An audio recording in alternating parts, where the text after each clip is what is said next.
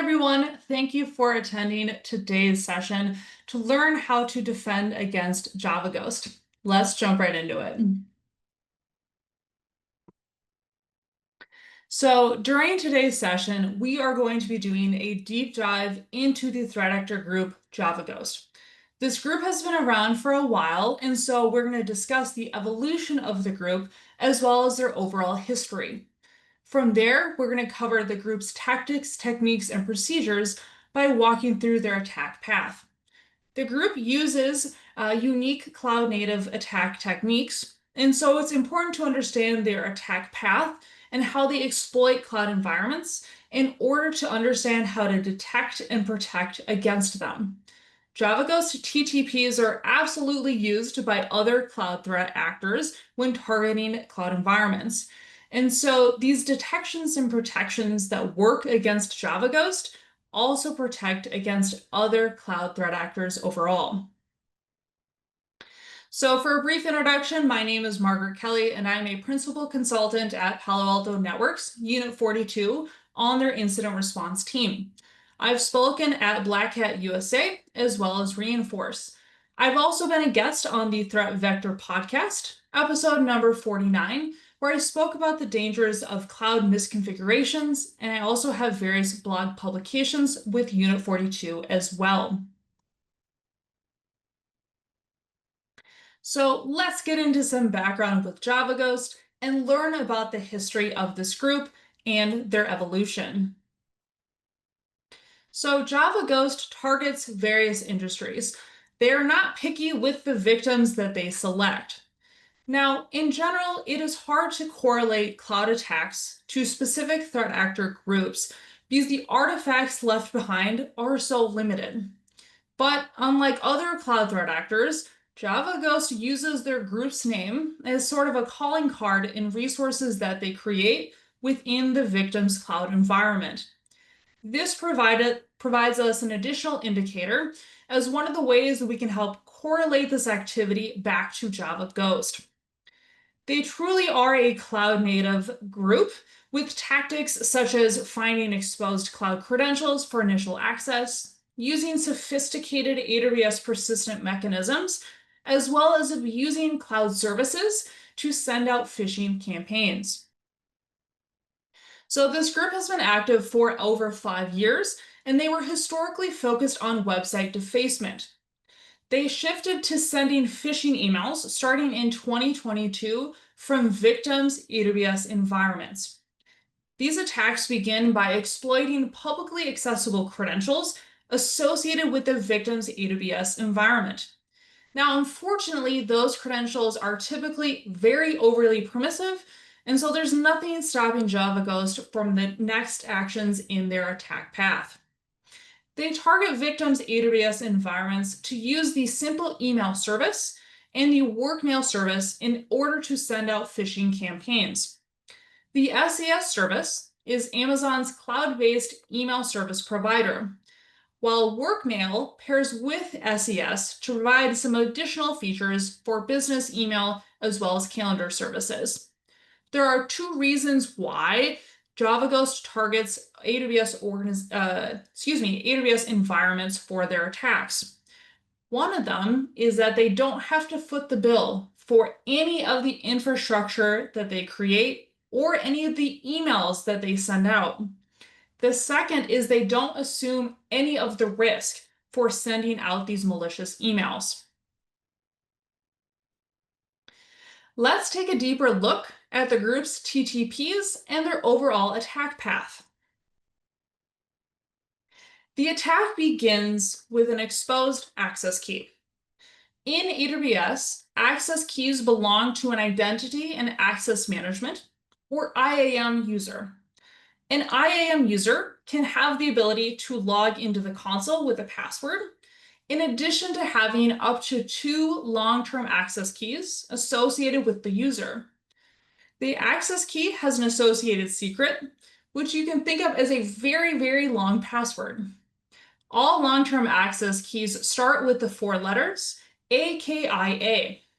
If an access key and secret are exposed, they will have the underlying permissions of the IAM user that they are associated with. Now, access keys get exposed in any number of ways. Sometimes they are accidentally published in public code repositories. Sometimes they're left on a host that has a vulnerability. Sometimes they're left on a host that is just wide open to the internet with no protections in front of it. And more commonly, we are seeing these access keys getting placed in environment variable files that are then made publicly accessible.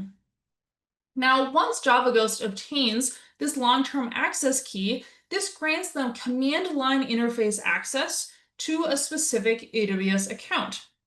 This does not grant them console access to that account. JavaGhost is absolutely interested in gaining console access because they can more quickly move around and visually see the resources that exist. But instead of creating a login profile or updating an existing login profile, what they do is they create they perform two API calls, get federation token as well as get sign-in token. This is a much more advanced way to gain console access. So we're going to break this down a little more on the next slide.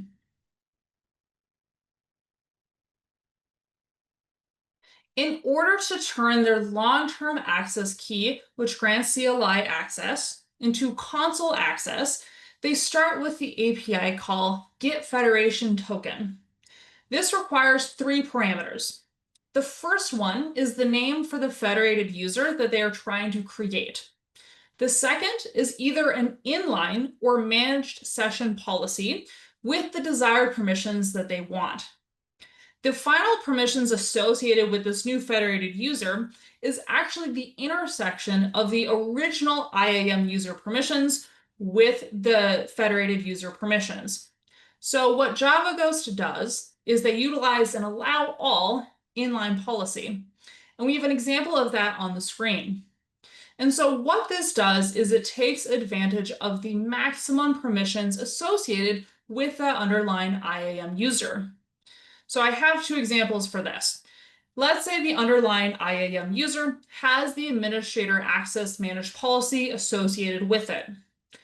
If JavaGhost performed getFederationToken with this specific policy attached, this new federated user would have unlimited permissions. On the other hand, if the underlying IAM user only has the permissions to, let's say, list S3 buckets, even with the inline policy associated with the federated user that we have on the screen that allows everything, the final permissions are the intersection. And so the new federated user would only have permissions to list S3 buckets. And finally, the API call requires the duration in which the temporary credentials are valid. So this API call returns a set of temporary credentials that then get used to generate an encoded URL. Based off of the user agent in the CloudTrail logs for various Unit42 cases, we saw that JavaGhost specifically uses the Python library URL-lib in order to create this encoded URL. This encoded URL is what is used to then perform the getSignInToken API call. What this API call does is it generates an authenticated AWS console URL. And this API call also requires, it doesn't require. The default is it is valid for 15 minutes unless you specify otherwise. Now, there are some various reasons why these API calls might be performed.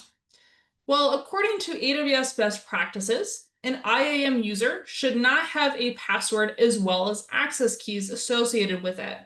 And so more organizations are monitoring and preventing this from taking place. And so what these two API calls do is completely get around that because the original IAM user doesn't have a password associated with it. They still only have the access key. Another reason is that these API calls switch the identity performing action in the CloudTrail logs. So if you are tracking this threat actor in the CloudTrail logs, and you are either looking at the original IAM user or the access key that they're performing this activity in, and you're tracking their activity, Once they perform these API calls, the user identity will be completely different. So unless you take note of this activity happening, you will miss all the subsequent activity that JavaGhost performs. Now let's look at step 4 of the attack path. In their initial attacks, JavaGhost used the original compromised access key for most of their activity.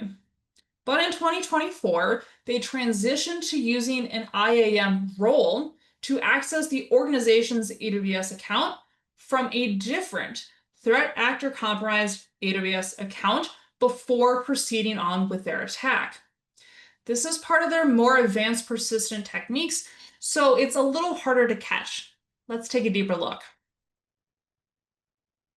An IAM role is similar to an IAM user in the fact that it has a set of permissions assigned to the entity.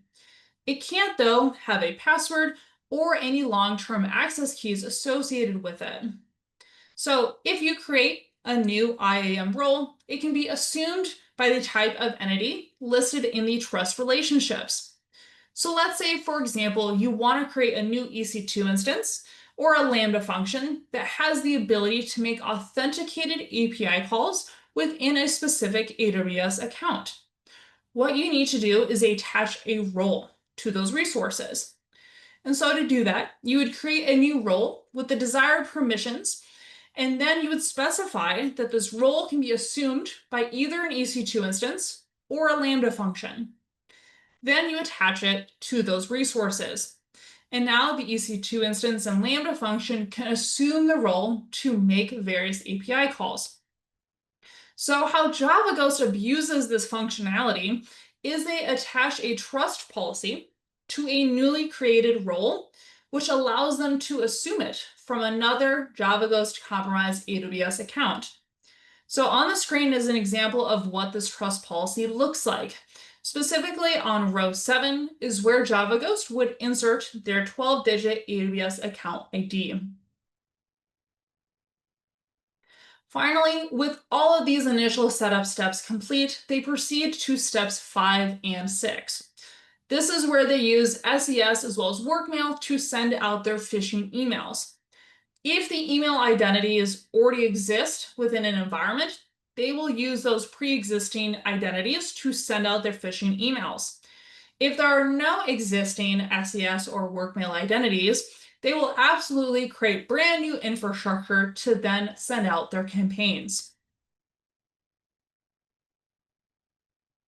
In addition to the attack that we just walked through, there are some additional API calls that the group performs that are absolutely worth noting as well. JavaGhost creates a brand new security group named JavaGhost with the description of "we are there but not visible." They also create various IAM users as well as access keys. These brand new users that they create have very similar names to pre-existing IAM users. And with these access keys, yes, they are attached to the newly created IAM users, but they also create access keys and attach them to pre-existing IAM users. So when you're looking at the remediation process, and you're looking at these new users, their names blend in with existing users, which makes it harder to catch. But when you look at these access keys, they are being attached to pre-existing users that have been approved for use within the organization, which makes it even harder to catch. And finally, they also try to enable disabled regions in order to hide their infrastructure. Now that we've covered the TTPs for the group, let's take a look at how organizations can detect this activity. So all the activity that we discussed is logged by default in the CloudTrail logs. The only thing that is not logged by default are the phishing emails because those are data events. We can use absolutely everything else that we just talked about for our alerts. For some background, CloudTrail is AWS's login service, which tracks all of the management API calls performed within a specific AWS account. It is enabled by default for 90 days, but the logs are only accessible via the API, which is rate limited. So looking at the different alerts that we can create, since the group leaves behind their calling card in a newly created security group, this is a pretty obvious way that we can detect this threat actor's activity. One thing to note with this security group is they only create a security group, which you can see in the CloudTrail event, create security group, but what they don't do is create new ingress or egress security group rules and attach it to the new group. Now, if you're looking at normal operations for an organization, you will be creating a security group and attaching rules right away. So it is pretty abnormal to only have a security group being created. Another easy detection is looking for the get federation token and get sign-in token events. So you will consistently see get sign-in token in an environment that is configured with SSO. What you won't see, though, is the get federation token event with a long-term access key. Again, those start with AKIA, and the subsequent follow-up API call get sign-in token. This is a very specific threat actor pattern. Now, we can also detect on the role creation, but the big piece here that will make your alert unique is the presence of an external AWS account ID within the request parameters field. If you're using any third-party tools for, let's say, scanning or security, you will probably see other external AWS account IDs in newly created roles as well as their assumption, but you should already know those ahead of time. And so what you can do is add those as exceptions to your alert so that you can limit false positives. Speaking of role creation, there are two events generated when the threat actor assumes the role from an external AWS account.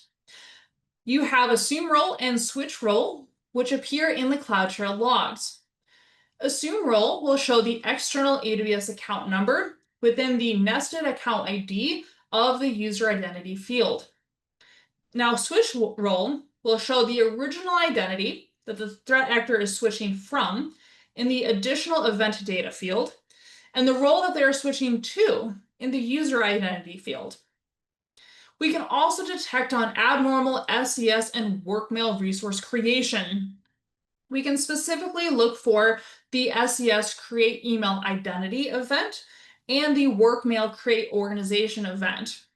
Now, if your organization does not use either of these services, it would be very abnormal to see these email identities being created and set up. So this is another detection quick win.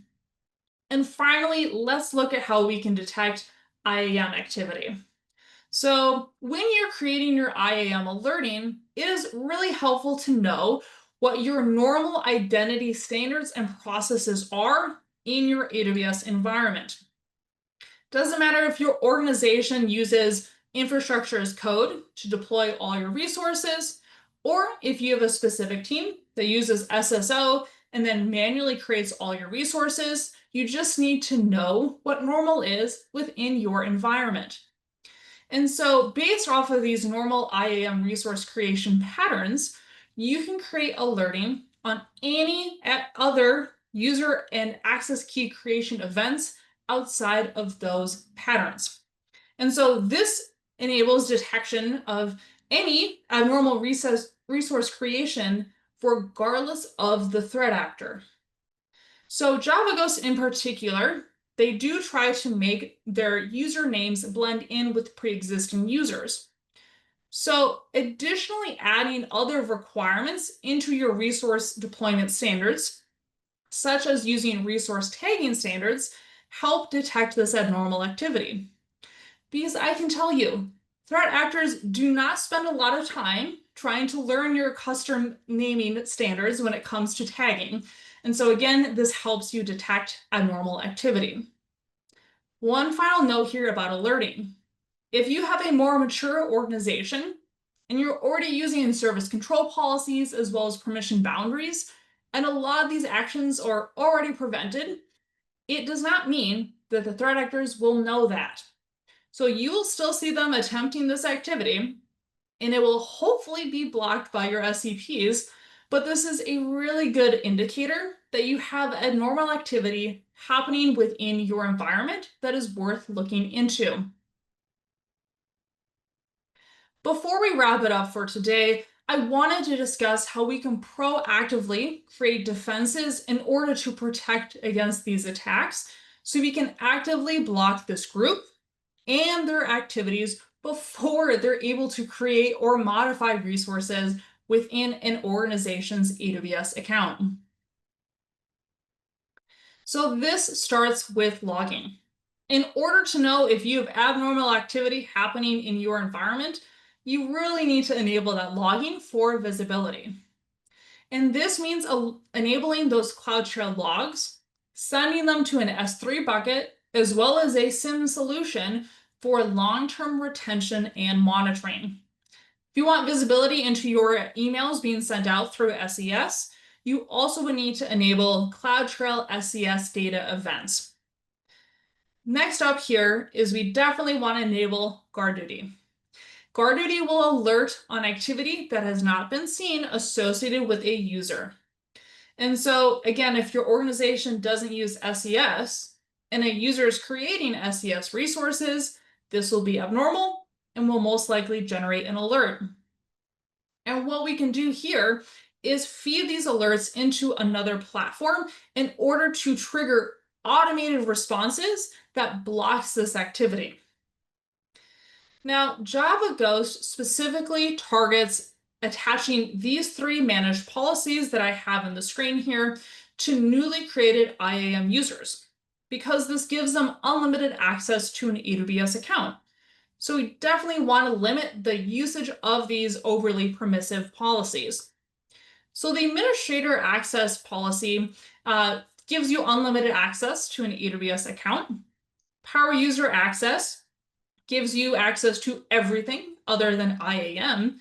And IAM full access only gives you access to everything IAM related. And so more organizations are on the lookout for abuse of this administrator access managed policies. But what threat actors have started to do is combine the power user access managed policy with the IAM full access managed policy, and that bypasses administrator access detections, but it gives them the same privileges that they were looking for. There's a couple of different ways that we can prevent this. One of the ways is preventing the attachment of these policies in your CI/CD pipeline if you're using infrastructure as code, so that it stops these policies from getting attached even before the resources are deployed. This is really great to prevent your rogue developers from getting around any alerting and restrictions that you might have around the administrator access policy. Another way we can prevent usage of these policies is through service control policies to prevent the attachment as well. Now, speaking of SCPs, we can use those to also prevent trust policies with unknown AWS accounts.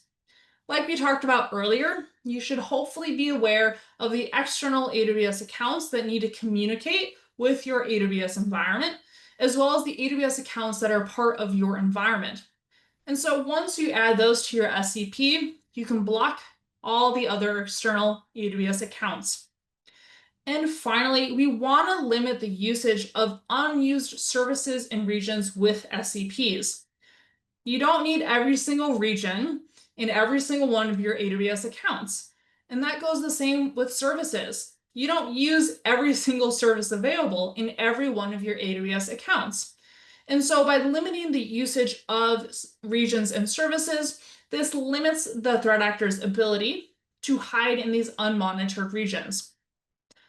All of these protections combined with the 6 detections that we covered in the previous slides really provide the solid foundation for protecting against JavaGhost and cloud threat actors in general.